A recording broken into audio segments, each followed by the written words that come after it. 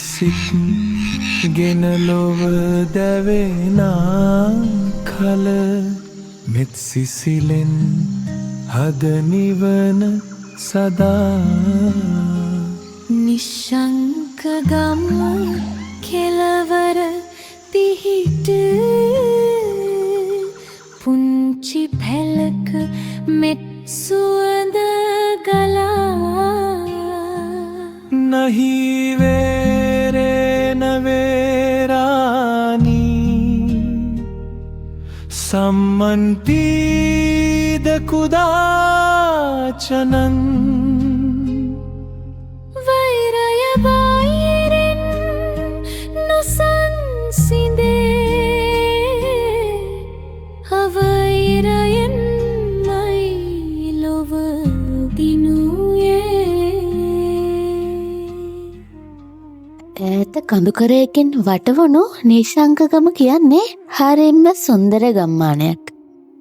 මීදුමෙන් වැසුණු කඳු වැටි අතර පිහිටි නිශ්ශංකගම අවදි වූයේ පක්ෂීන්ගේ නාදයත් සමගයි.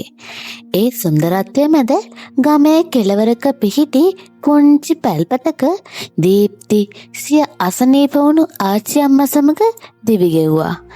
ධර්මය සිය ජීවිතය කරගත් දීප්තිගේ දවස ආරම්භ වූයේ මෛත්‍රියෙනි.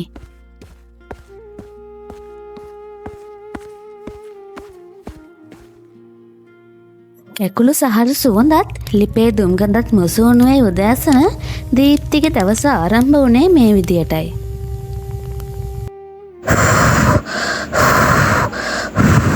අනේ මේ ලිපාද පත්තු වෙන්නෙම නෑනේ. තර ටික තෙමිලද කොහෙද? ආච්චි අම්මා හැරෙන්න කලින් බත් ටික උයා ගන්න ඕනේ.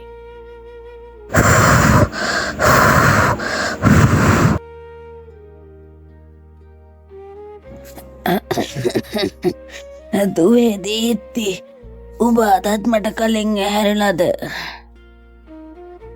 ආච්චි ඇයි මේ හදිස්සියම නැගිට්ටේ? තව ටිකක් නිදා ගන්න තිබුණනේ. කකුලේ අමාරුව කොහොමද දැන්? කකුලේ අමාරුව කියලා මොනවා කරන්නද දුවේ? දැන් ලෙඩ වෙන ශරීර නෙමේ.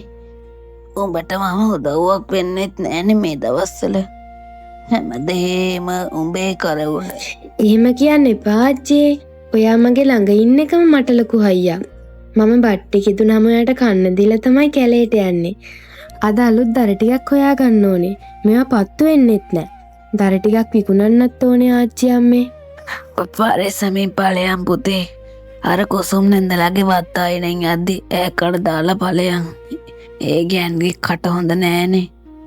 උඹේ හිත රිද්දයි. ආච්චි හිතන්න එපා. කුසුම නැන්ද බයින්නේ යාගේ හිතේ තියෙන අමාරුවටනේ. මම මේ හැමෝටම මෛත්‍රී කරනවා. මෛත්‍රී කරන හිතකට කාගේවත් හිත රිද්දන්න බෑ ආච්චියේ.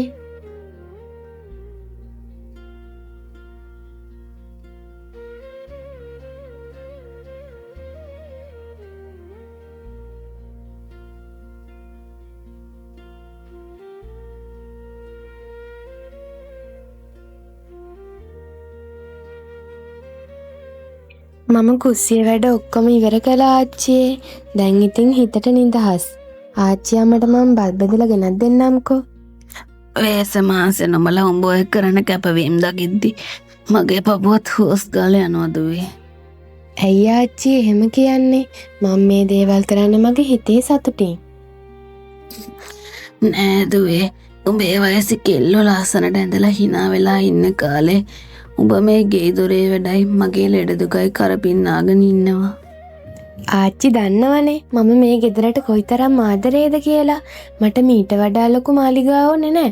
මිනිස්සෙට බක් ටිකක් වෙලා දීලා කන්න දෙන එකම ලොකු පිනක් නේ ආච්චි අම්මේ. ඒක තමයි දුවේ ඇත්තම ධර්මය. අතේ තියෙන සල්ලි වලට වඩා හිතේ තියෙන සැනසීමයි ලොකුම සම්පත.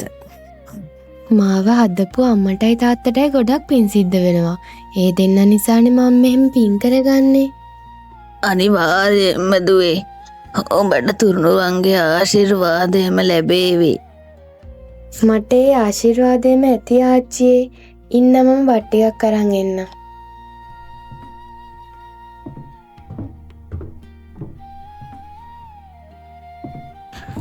අනේ දුවේ, උඹ මොකට ඔච්චර මාන්සි වෙනවද මන්දා? මෙන්න ආච්චියේ උණු උණුවෙම සුදුබතුයි ගලේ ඇඹරපු පොල් සම්බෝලයයි. මම වතුර කෝප්පෙකුත් මෙතනින් තියන්නම් ආච්චියේ. සෝදටම බඩ පිරෙනවා මගේ දුවේ. මේ සම්බෝලේ ඇඹරුවේ මෙරිස් කලේ නේද?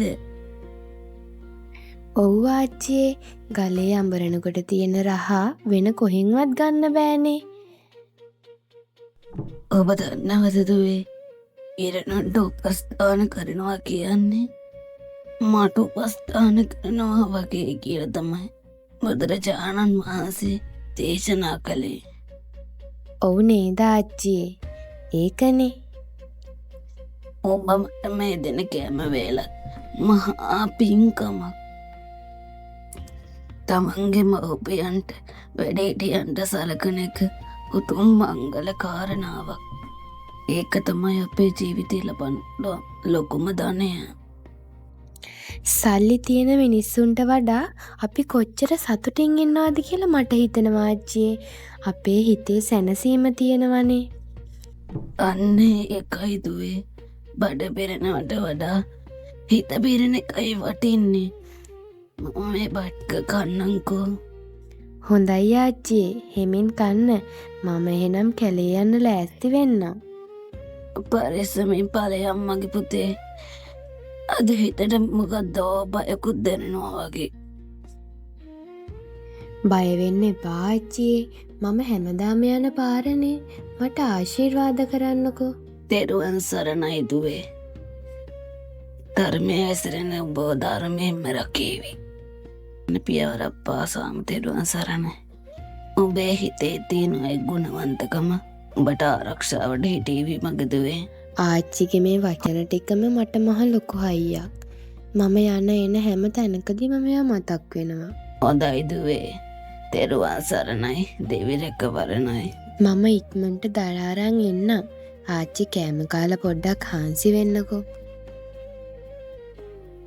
සමහරු මනුස්සකම මනින්නේ තමන් ළඟ තියෙන මුදල් සහ බලය මත වුණත් සැබෑ මනුස්සකම කියන්නේ මෙන්න මේ වගේ අහිංසක සිත තුළ තියෙන කරුණාවටයි.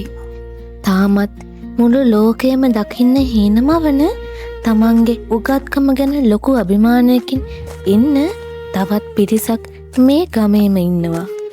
සිතියමකින් ලෝකේ දකින්න හදන අහංකාරකමත් මේ සිතින් ලෝකයේ දකින නිහතමානීකමත් අතර වෙනස අද මේ කැලෑපාරදි අපූර්වට දිගහැරේවි.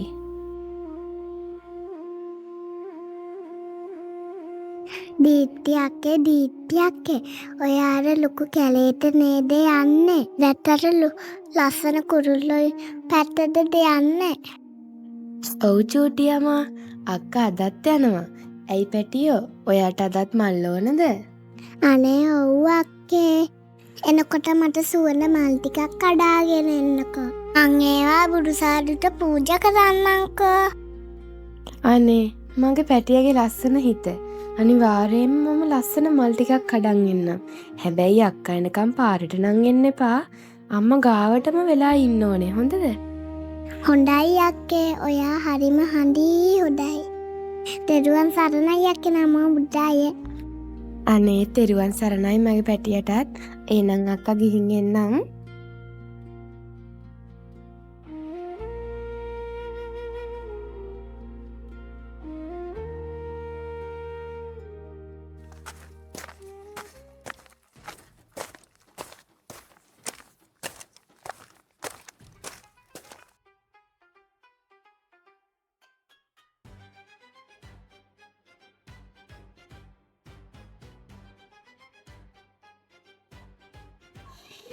සුපුම් පුතේ බලපංකෝ උඹේ හැඩ මේ ගමේ ඉන්න උන්ට කොහෙන්ද මෙහෙම වාසනාවක්. උඹ ඔය නගරේ ඉගෙනගෙන මේ වගේ අලුත් බයික් එකක් එහෙම අරන් ඉන්නකොට කාටද ඉතින් ආඩම්බර? ඒකනේ අම්මේ. මම මේ මැප් එකෙන් බලන්නේ කවුරුත් නොයන හැමෝටම බේන්නේ නැති පාරවල්. ඉගෙන ගත්ත අපිට මිසක් මේ වැටවල් ලස්සෙන් දර හොයන්න යන මිනිස්සුන්ට මේවා තේරෙන්නේ නැහැ. අන්න ඒකයි මං හැමදාම කියන්නේ. උගත්කම තියෙන එකාට ලෝකෙ දිනන්න ලේසි. උඹ ඔය තාක්ෂණයේ දේවල් දැක්කම මේ ගමේ මෝඩ මිනිස්සුන්ට ඉරිසිය හිතෙයි. ඒ වුණාට උඹ උඹේ ගමන ඵලයන් පුතේ. ඔව් අම්මේ. මම අද මේ මැප් එකේ තියෙන පාර දිගේ කැලේ ඇතුළටම යනවා. කාගේවත් පාරවල් අහන්න ඕනේ නැහැ මට. මගේ අතේ තියෙන දැනුම මට ඇති. අම්මේ කම්පැනි එකකින් මට දීපු මේ මැප් එකේ හැම අඟලක්ම සලකුණු කරලා තියෙන්නේ. මේ වැඩේ අද අනිවාර්යයෙන්ම ඉවර කරන්න ඕනේ. සමහරු කිව්වා කැලේ යන්න පාර දන්න එක්කෙනෙක් එක්ක යන්න කියලා. ඒත් මේ මැප් එක තියෙන නිසා ඔය කවුරුත් ඕනේ නැහැ. ඒකත් ඇත්ත පුතේ. උඹ වගේ උගතෙක්ට මේ කැලේ අතරමං වෙන්න බෑනේ. ඵලයන් මගේ පුතේ. උඹ වගේ කෙක්ට මේ කැලෑ පාරවල් මොකද්ද? උඹේ දියුණුව දරා ගන්න බැරි අය එක එක දේවල් කියයි. ඒවට සැලෙන්න එපා. අන්න අර කෙල්ල මූසලකම කරේ තියාගෙන අදත් එනවා. අම්මපා මේ මූසල කෙල්ලවමනේ උදේ පාන්දර දකින්න ලැබෙන්නේ. උඹට අද යන වෙන පාරක් තිබ්බෙම නැද්ද කෙල්ලේ? මගේ පුතාද කැලේට යන්නේ ලොකු වැඩකට. උඹ වගේ හිඟන්නියක්ව උදේ පාන්දර මුණ ගැහුණාම මගේ පුතාගේ ගමනටත් ඒක අපලයක්. සුබ උදෑසනක් සුපුන් අයියේ. කුසුම් නන්දේ. මේ උදේම ගමනක් යන්න වගේ ලෑස්ති වෙන්නේ. අනේ මන්ද පුතේ මේ උදේ පාන්දර පාරට බැස්සම දකින්න ලැබෙන දේවල්. මේ වගේ හිඟන පෙනුමවල් ඉස්සරහට එන එකත් උඹේ ගමනට අපලයක්. කමක් නෑ අම්මේ. ඉගෙන ගත්තේ නැති වුණාම ඔහොම තමයි. දර කෑල්ලක් හොයාගෙන ජීවත් වෙන හැරෙන්න වෙන මොනවා කරන්නද මු? පව් ඉතින්. අනේ නැන්දේ. මම මේ කැලේට යන ගමන් දර කෑල්ලක් හොයාගන්න. උඹට වෙන පාරක් තිබ්බෙම නැද්ද කැලේට යන්න? නෑ නැන්දේ. මේ පාරෙන් තමයි ළඟම. ඒකයි මම මෙහෙන් යන්නේ. ඒක නෙවෙයි සුපුන් අයියේ. අද පල්ලම් පාරෙන් යන්න එපා. ඊයේ රෑ වැස්සට පාරවල් හොඳටම ලිස්සනවා. පස් කඳු කඩා වැටෙන්නත් පුළුවන්. ගොඩක් මඩ වෙලත් ඇති. අද ඒ පැත්තේ අලි ඉන්නවා කියලාත් ආරංචියක් ආවා. කෝකටත් අයියේ උඩා පාරෙන්ම යන එක තමයි හොඳ. ඒක තමයි දීප්ති. ඔයා වගේ පරණ පාරෙම යන්නකෝ. මට මේ මැප් එක ගැනයි මගේ දැනුම ගැනයි හොඳ විශ්වාසයක් තියෙනවා. මට ඕනෑම තැනක ගිහලා හොඳට පුරුදුයි. මේ දැන් උඹේ චාටු කතාන අතලා ඵලයන් කෙල්ලේ යන්න. අපේ පුතාගේ ගමන වරද්දන්න නැතුව ඉක්මනට ඵලයන් මෙතනින්.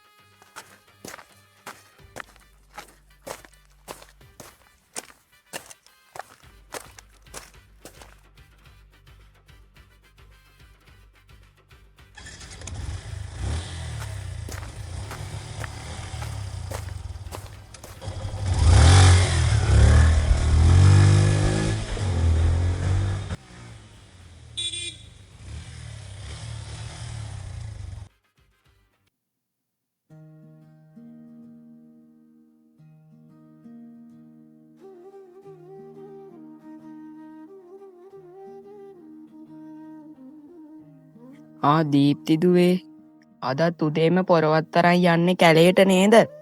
මොකද දුවේ මූණ ටිකක් මැලවිලා වගේ. අර කුසුම් නැන්දා ආයෙත් මොන හරි කිව්වද? නෑ ගුණපාල මාමේ. නැන්දා ඉතින් එයාගේ පුතා ගැන තිබුණු ආඩම්බරයට මට ටිකක් බැන්නා. මට ඒ ගැන දුකක් නෑ මාමේ. ආඩම්බර වුණාට කමක් නෑ දුවේ. හැබැයි අනුන්ව පාගලා නෙමේ. මම අහගෙන හිටියේ ඒ ගන්නි කියලා උඹට අපහාස කරද්දි මගේ පපුව පිච්චුණා. උඹ දන්නවද දුවේ? සැබෑ පොහසත්කම තියෙන්නේ ඔය සල්ලි පෙට්ටිවල නෙමේ. උඹේ ඔය පින්වන්ත හිත ඇතුලේ වයසක ආච්චිට සලකාගෙන තියෙන දෙයින් සතුටු වෙලා උඹ විදින ඔය සැනසීම කුසුන්ට කවදාවත් ලැබෙන්නේ නැහැ. ඕවා ගණන් ගන්න එපා දුවේ. ඔය සල්ලි බාගේ තියෙන උදවිය ලොකුයි කියලා හිතන් ඉන්නේ ඔය යාන වාහනයක් තියෙන හින්දායි. කොළඹ පහය කරන රස්සාවයි හින්දායි කියලා. ඒත් අපි දන්නවා මේ ගමේ ඉන්න රත්තරම්ම කෙල්ල උඹ කියලා. පින්වන්ත හිතක් තියෙන උඹට ඔය වචන වලින් හානියක් කරන්න බෑ. ඒක ඇත්ත මාමේ. මම ඒ අයට වෛර කරන්නේ නෑ. මම හිතුවේ ඒ අයගේ හිතේ තියෙන ඒ ලොකුකම නිසා ඒ අය කොයිතරම් පීඩාවකින් ඉන්නවද කියලා විතරයි. අන්න ඒකයි දුවේ සැබෑ දහම. උඹ ඔය තරම් පොඩි වයසකින් ඒ දේ තේරුම් ගත් එක ලොකු දෙයක්. හැබැයි දුවේ අද පල්ලම් පාරෙන් කැලයට යන්න එපා. අලි ඉන්නවා කියලා ආරංචියක් ආවා. උඩ පාරෙන් ඵලයන්. පරිස්සමෙන් ගිහින් වරෙන් පුතේ. බුදු සරණයි දුවේ. දලදා හාමුදුරුවන්ගේ පිහිටයි. මතක් කළාට ස්තුතියි මාමේ. මම පරිස්සමින් ගිහින් එන්නම්. මාමටත් බුදු සරණයි.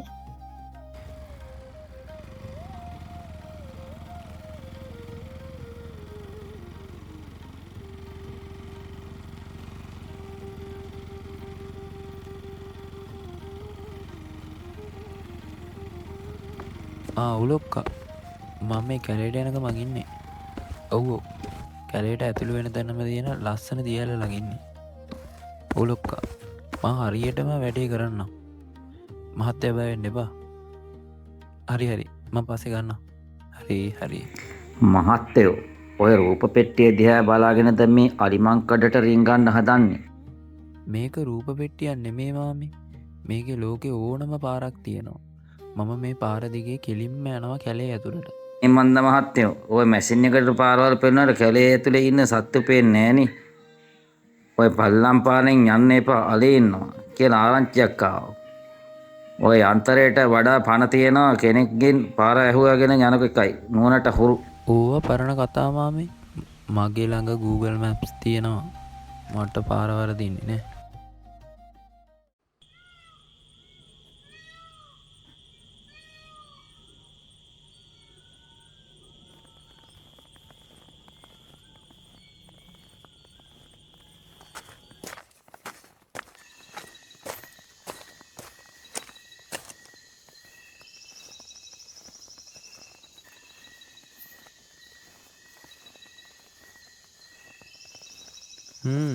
මේකෙන් පෙන්නන්නේ මෙතනින් දකුණට හැරුණාම කෙටි පාරක් තියෙනවා කියලා. ඒකෙන් ගියොත් මට පැය භාගයකින් කැලේ මැද ලස්සනම තැනට යන්න පුළුවන්. දීප්තිලා යන පරණ පාරේ පයින් යන්න මම පිස්සෙක් නෙමෙයිනේ. අර කෙල්ල කිව්වේ මේ පාර ලිස්සනවා කියලානේ. බලපංකු ඉතින් තාම මට කිසිම අවුලක් පේන්නේ නැහැ.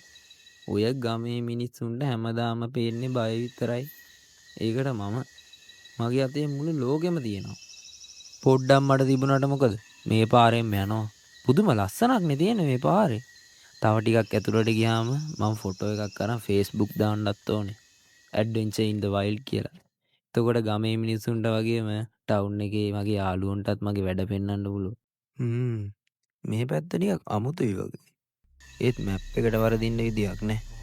අර කෙල්ල කිව්වේ අලි ඉන්නවා කියලාද? පිස්සු. මේ වගේ පාරවල් වලට අලි එන්නේ නැහැ. මම මේ පාරෙන්ම යනවා. අම්බෝ මේ මඩ මගේ අලු සපත්තු දෙකම ඉවරයි. ඒත් මොනව කරන්නද? අර කෙල්ලට පේන්නත් එක්ක මම මේ කෙටි පාරෙන්ම ගිහින් පෙන්වන්න ඕන.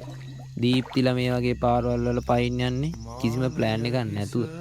ඒකට මගේ අතේ ගයිඩ් එකම තියෙනවා. සුපුන් පියවර මන ගියා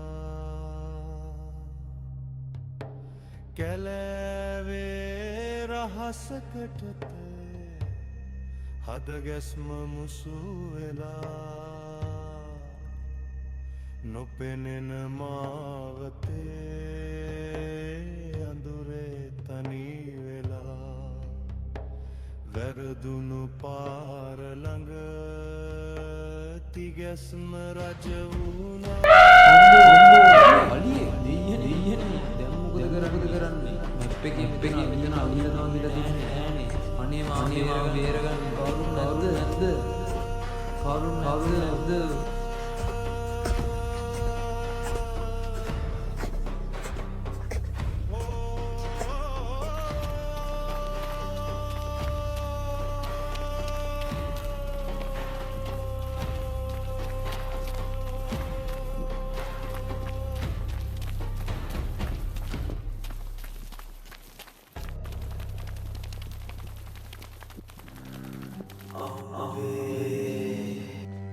කවුරුන් නැද්ද? අනේ කවුරුද නැද්ද? කවුරුන් නැද්ද? අනේ කවුරුද නැද්ද?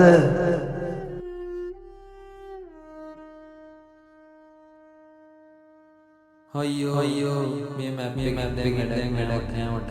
මම මොනතරම් දීප්ති කියද්දි මම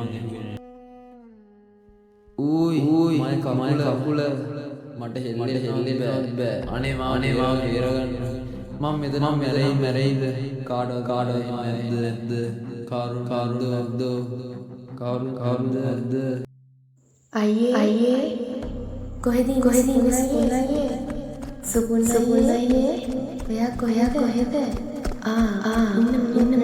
එන්න. දීප්ති අනේ දීප්ති නංගි අනේ මාව මෙතනින් වැටිලා ඉන්නේ. මාව බේරගන්න. මයි කකුල කැඩිලාද මන්ද? මට නැගිට ගන්නවත් බෑ. අනේ මට උදව් කරන්න. බය වෙන්න එපා අයියේ. මම ඔයාට උදව් කරන්න. නංගි සමාවෙන්න. මම ඔයාලට නර්තක විදියට කතා කරා. ඔයාට මුසලයි ඉගන්නේ ඒත් අන්තිමට මගේ පණ බේරගන්න විතරයි.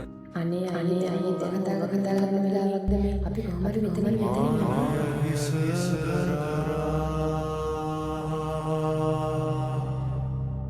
සුපුල් පියවර මැන ගියා. කැලේ රහස හද ගැස් මුසු වෙලා නොපෙනෙන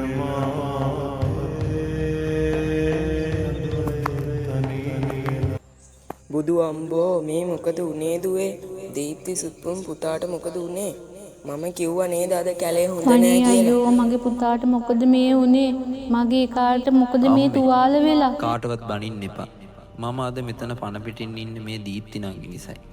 මම මෝඩෙක් වගේ මැප් එකක් විතරක් විශ්වාස කරලා ගිහින් අලියෙක්ව දැකලා බය වෙලා පල්ලමකට වැටුණා. දීප්ති එතන හිටියේ නැත්තම් අද මම මලකඳක් අම්මේ. දැන්වත් තේරුම් ගනින් කුසුන්නන්ගි සල්ලි වලට වඩා ලොකු දෙයක් මේ ළමයා ළඟ තියෙනවා කියලා. මේ දුවගේ හිතේ තියෙන ගුණේ තමයි අද සුපුම් පුතාව මරණයෙන් බේරගත්තේ.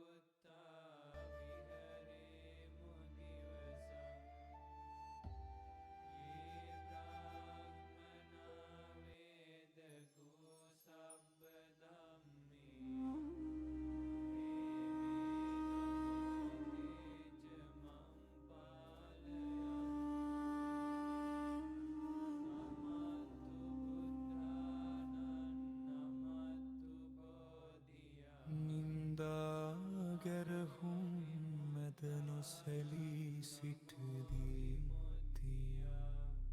ආච්චි අම්මේ මට සමා වෙන්න. මම මීට කලින් ඔයාලට සැලකුවේ හරිම අහංකාර විදියට. මේ සිටිය මේ ලෝකේ දකින්න හිටපු මට මගේ ළඟ හිටපු ඉනේම මිනිස්සයා පෙනුනේ නැහැ. ඒකට ගමක් නෑ පුතේ. වැරද්ද තේරුම් ගත් එකම ලොකු දෙයක්. මම මගේ මේ දරුවට හැමදාම ඉගැන්නුවේ මනුස්සකම් වලින් පිරුණු දරුවෙක් වෙන්න. ඕනම කෙනෙක්ට මේ සිතින් ගෞරවයෙන් ඉන්න කියලා. දීප්ති නංගි මම උදේ හිතාගෙන හිටියේ මම ඔයාට වඩා හැම දෙයකින්ම උසස් කියලා. මගේ අතේ තිබුණු ඒ මැප් එකෙන් පාරවල් හොයන්න පුළුවන් වුණාට ඒ පාරවල් වල තියෙන අනතුරු දකින්න මගේ ඇස් වලට බැරි වුණා. ඇත්තටම නංගි සිතියමක නැති මනුස්සකම කියන නියම පාර අද මට පෙන්වලා දුන්නේ ඔයා. මම ඔයාට හිඟන්නේ කියලා නිඳා කරද්දි ඔයා ඒ හැමදේම ඉවසගෙන මගේ පණ ටික බේර ගන්න ආවා.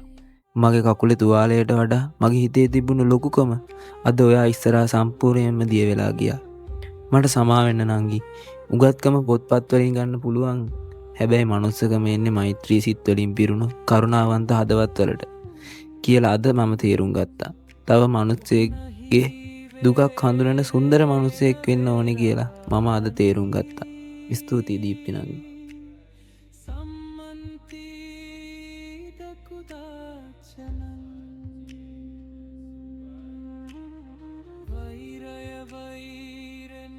අක්කේ දුවේ මටත් සමා වෙන්න.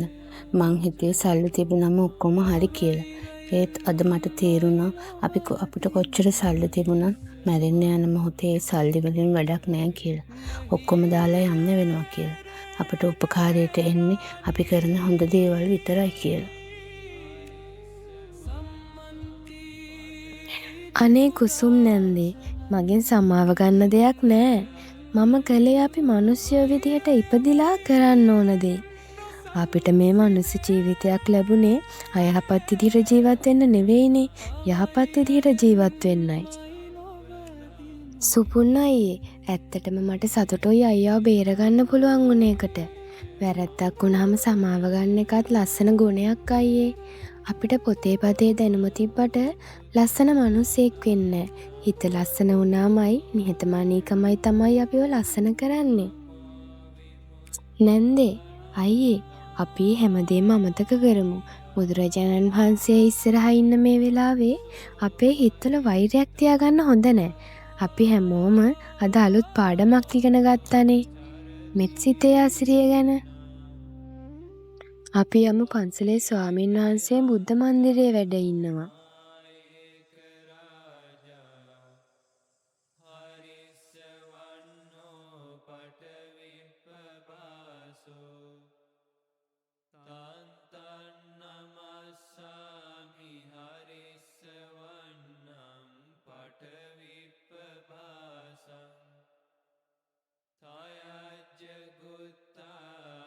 තෙරුවන් සරණ. අද මේ නිශ්ශංකගම පන්සල් මල් සුවඳට වඩා ලොකු සුවඳක් දැනෙනවා. ඒ තමයි මුත්සිතක සුවඳ. කුසුම් නංගී, සුපුන් පුතේ, දීප්ති දුවේ. අද ඔයාලාගේ මූණ වල තියෙන මේ සැනසීම දැක්කම මට හරිම සතුටුයි. පුතේ සුපුන්, ලෝකයේ තියෙන තාක්ෂණයෙන් අපිට පාරවල් හොයාගන්න පුළුවන් බව ඇත්ත.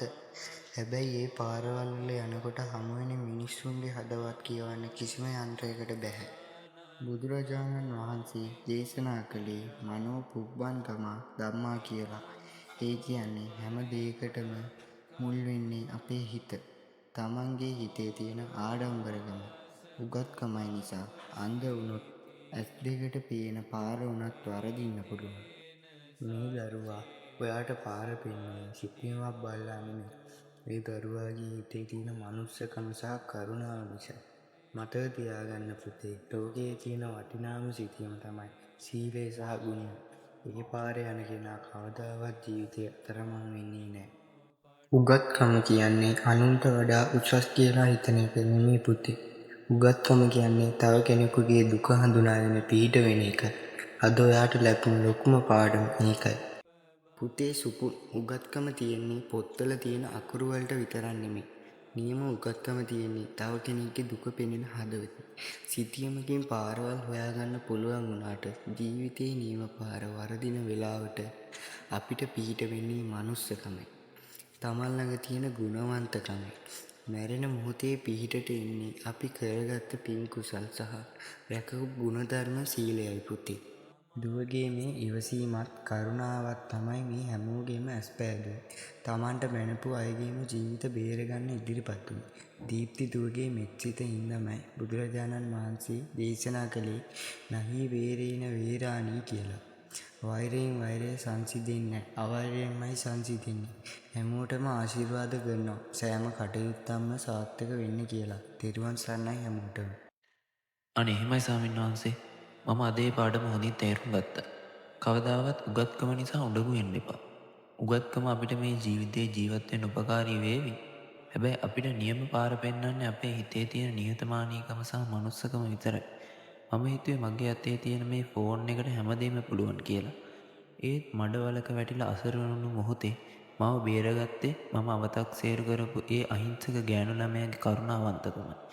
පොතේ දැන් මේ ලෝකේ දකින්න පුළුවන් වුණාට මිනිස්සුන්ගේ හිත දකින්න පුළුවන් වෙන්නේ නිහතමානී වුණොත් විතරයි කියලා මම අද ඉගෙන ගත්ත ස්වාමීන් වහන්සේ.